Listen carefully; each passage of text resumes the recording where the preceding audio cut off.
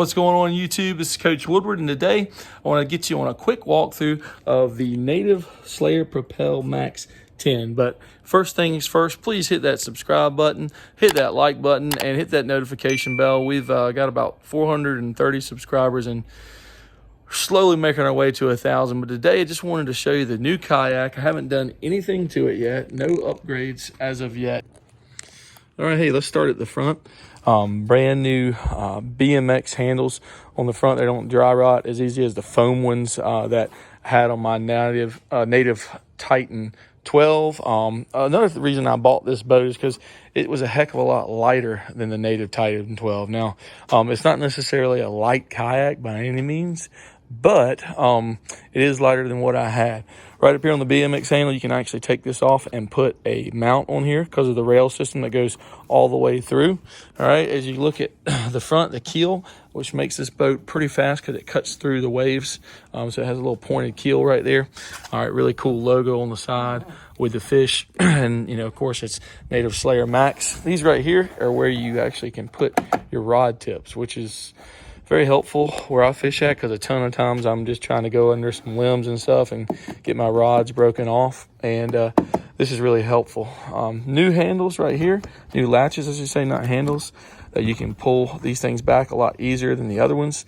And there's another hatch right here where you can put this shelf comes out, and you can actually have really easy access to the inside of the hatch, inside of the boat, if you want to put anything on the inside or drill any holes in there if you needed to. That little hatch here, this is for your transducer here.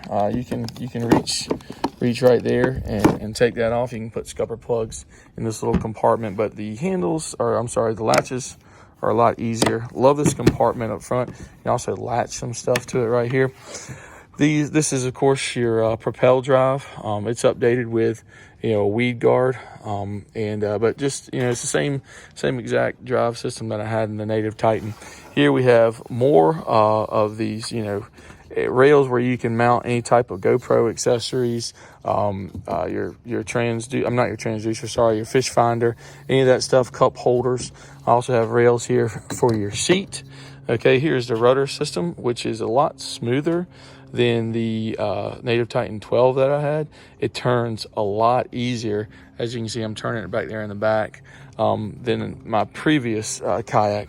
This thing is awesome right here. It has a little tray. I'm not going to pull it all the way out because you can't get it all the way out with the prop up, but it's an awesome tray where you can put stuff underneath your seat, where you can hang on to your lures. You're always fiddling around with lures. The seat is pretty much the same, but they did make some improvements on it being a little bit quieter. All right, when you push on the other one and sat on the other one, it kept making these cracking noises, and they've improved that. I went ahead and I got the Native Sidekick, so you can kind of wheel this thing around. Some more rails to mount stuff in, and then they started doing this, which is really, really helpful. They raise the rod holder up so that they can go over your Native Sidekick, which is a big help. So you can put your rods and you can latch them on, and that is awesome. I've already used this on the first trip, and I'll put a link to the first fishing trip I had on this vehicle already. Here's my upgraded wheels. The reason I did this, again, like I said earlier, is that you can sink these down into the water. I had to bought these on Amazon. They were actually kind of expensive, 2 wheels, like $50, and then I had to go to Home Depot and get a longer pin to go in these, because the original pins that came with the Native Sidekick wouldn't work because of they were too short with those other tires.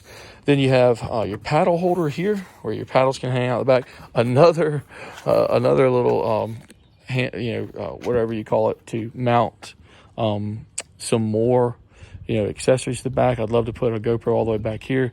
I don't think I'm going to do that, but you can put some more stuff back here. Maybe another GoPro angle, more BMX handles. You have just a little latch here that you can pull out and get more access to the boat, but just kind of a little waterproof area back there. And again, another rod holder to latch in your rods right here. Another handle for carrying, and then I love the molded just the molded drink holder here. And you can sit your cell phone down in this area, scissors. All right, another rack where you can actually put, a 12, this is 12 by 2, 12 inches long, 2 inches across, where you can put, a Plano box right there and latch it on. Those are on both sides. I might have missed that when I went by. You can adjust the seat right here. You got some foam pads for standing up, okay, and then some scupper plug holes right here, another protector for your rod. But, that's just a quick walkthrough. I didn't want to take too much of everybody's time of the Native Slayer Max Propel 10. It's really, this is in, I think it's gator green color. It's a really cool kayak. It's perfect for what I need just to get in the river sometimes, just to get in these little ponds that I fish in. It's just not as heavy as the Native Titan 12 that I have. All right, the Native Slayer itself is just a little bit lighter, and but still a very stable boat. It is not, I repeat, it is not as stable as the Native Titan 12, but it's also 2 feet shorter and lighter, and I still don't have any problem standing up in it. And so that was really important to me, is to have a kayak that's stable but light enough to carry it around, and at the same time be able to stand up and fish and flip and do the stuff that I like to do out there with my kind of fishing. All right, hey, thanks for watching, and be sure to stay tuned for the next couple fishing videos out of this new Native Slayer Propel 10 Max.